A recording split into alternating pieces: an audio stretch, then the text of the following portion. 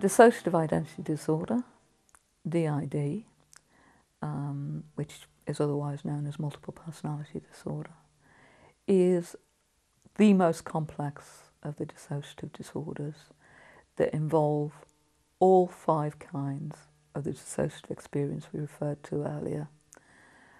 Not just the identity alteration, which we all want to kind of identify it with. It does involve that, but it's not just that. And so all the different kinds of dissociative experience, somebody with DID will experience all of those at probably a moderate to severe level.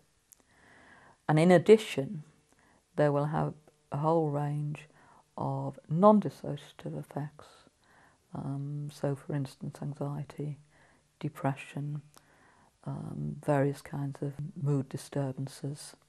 But the way in which those non-dissociative effects are expressed are within a dissociative framework. So the way in which they come out are different from how they would be if you didn't have the dissociation. And you can't just address those effects unless you also address the dissociation. Dissociative identity disorder is when two or more very separate parts of someone appear at different times. Okay, so that you've got, at times it may be someone behaving and being in the world as people are used to them being, but at other times suddenly being very different, maybe very childlike, maybe very aggressive, out of character, maybe unable to move physically, and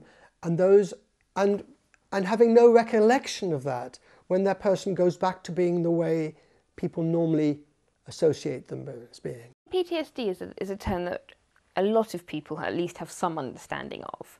So, for example, if you've been involved in a horrific car crash, a lot of people understand that it would be quite hard to get back in the car for a while, and as a society we're very understanding to a certain level of that. Basically, each alter has a lot of them. So although it's far more complex than PTSD, and a lot of treatments that are appropriate for PTSD are not appropriate for DID because it's so much more sort of in the fabric of being. In terms of a way of understanding it, it's often not dissimilar, because each alter will have links to horrendous or traumatic experiences in their life that then kind of interweave in the present life. It's a lifesaver. It's when, as a child, it can be caused by other situations, but I'm going to talk about it from my personal point of view as a child. How do you cope when you rely on absolutely everything for your own needs from people around you? And even if they're not the ones actually abusing you, your brain cannot cope with the situation, so it fragments even at that age. So the trauma is held in one part, totally unprocessed, like it's just happened in the moment, because the brain can't begin to process it.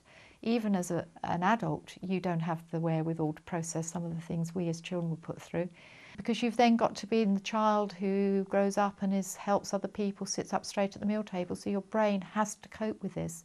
So for me, I see dissociation as my lifesaver.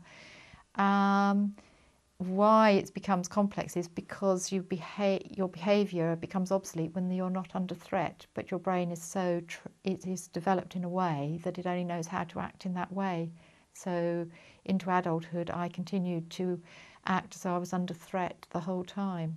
My brain didn't know that the abuse had stopped in many ways. There was no reason for it to.